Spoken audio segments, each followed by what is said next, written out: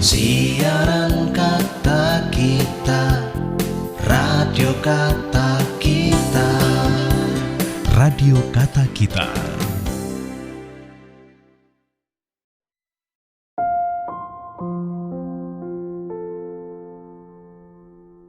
Teman dan sahabat, jumpa lagi di channel Radio Kata Kita. Kali ini saya akan membawakan sebuah kisah yang cukup menarik dan inspiratif.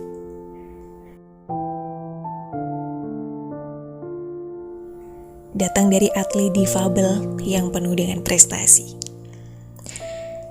Ya, mungkin sebagian orang kurang mengenal dengan nama Nanda Mei Solihah. Wanita yang akrab disapa Nanda ini adalah seorang atlet asal Sragen dengan keterbatasan fisik, yaitu memiliki separuh lengan kanan saja. Namun kondisi Nanda tak lantas membuat orang tuanya putus asa, malah mengusahakan yang terbaik untuk sang putri.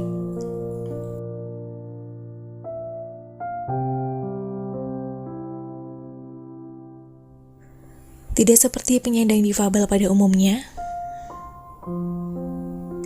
yang bersekolah di SLB, gadis kelahiran 17 Mei 1999 ini menuntut ilmu di sekolah umum. Dulu ketika masuk sekolah kanak-kanak, sebuah sekolah menolak Nanda dengan alasan keterbatasan fisiknya. Namun beruntung, ada sekolah lain yang menerima gadis itu dan memperlakukannya sama seperti anak lain yang normal, sehingga membuat dirinya menjadi lebih berkembang lagi. Dan ketika Nanda duduk di bangku kelas 5, Karmani yang dulunya menjabat sebagai Ketua Nasional Paralimpik Komite menawarinya untuk menjadi seorang atlet Paralimpik cabang atletik.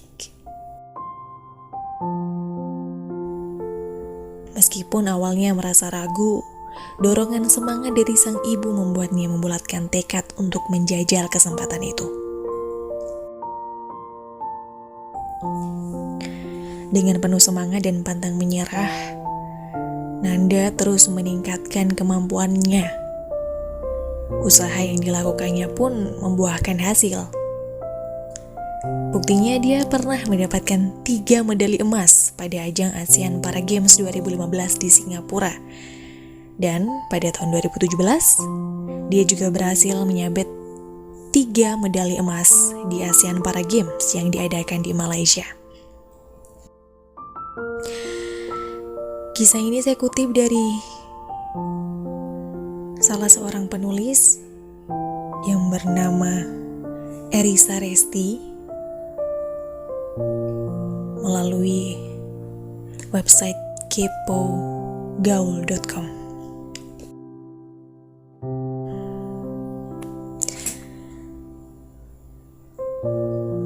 Sahabat dan kawan yang sudah mendengarkan di channel Radio Kata Kita,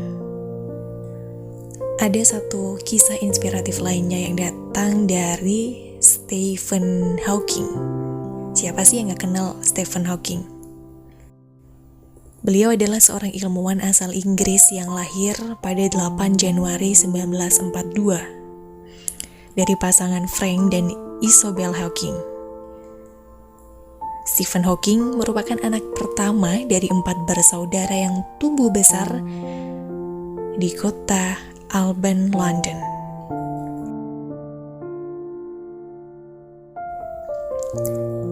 Meskipun semasa hidup beliau dikenal sebagai orang yang sangat cerdas, namun ketika masih kecil, dia dikenal sebagai murid yang malas. Namun hal itu berubah saat dirinya mengenal Dikran Tahta yang merupakan guru matematika.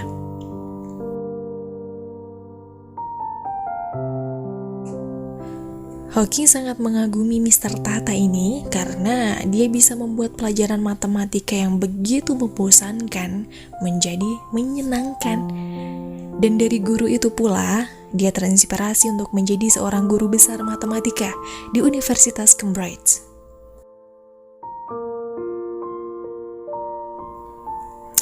Diawali Dengan kecintaan terhadap matematika itulah Hawking menjadi belajar lebih rajin untuk menggapai cita-citanya.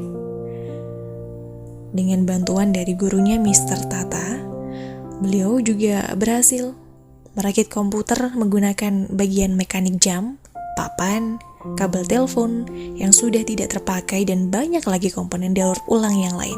Keren kan? Nah, melihat dari kecerdasan sang anak ini, orang tuanya pun menyarankan Stephen untuk berkuliah di Oxford. Meskipun sangat menyukai matematika di universitas itu, Hawking mengambil jurusan fisika dan kimia karena belum ada jurusan matematika di sana saat itu. Ia pun berhasil masuk di Universitas Oxford pada tahun 1959 ketika usianya masih 17 tahun. Dan setelah lulus dari Oxford, Stephen kemudian melanjutkan pendidikannya dengan mengambil jurusan kosmologi di Universitas Cambridge. Sayangnya, ketika berusia 21 tahun, dirinya didiagnosa menderita amyotrophic lateral sclerosis atau ALS, yaitu penyakit yang melemahkan otot dan merusak fungsi otak. Dokter juga mengatakan bahwa sisa umurnya mungkin tidak akan lama lagi. Dan setelah mendapatkan diagnosa itu, Hawking mengalami depresi dan merasa hidupnya sudah tidak berguna lagi. Tapi dengan dukungan orang-orang di sekitar, Stephen berhasil mengatasi itu semua. Meskipun harus hidup di atas kursi roda dengan segala keterbatasannya, Stephen mampu menghasilkan banyak karya demi kemajuan ilmu pengetahuan. Nah, salah satu karya yang paling terkenal adalah teori Big Bang, karya dari Stephen Hawking.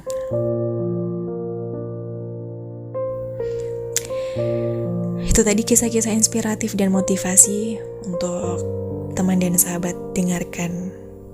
Semoga menginspirasi dan memotivasi hidup kita untuk kedepannya.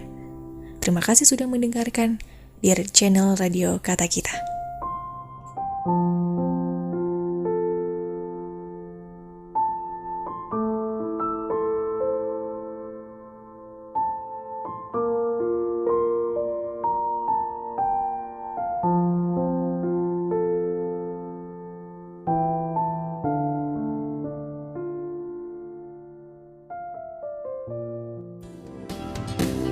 Siaran Kata Kita, Radio Kata Kita.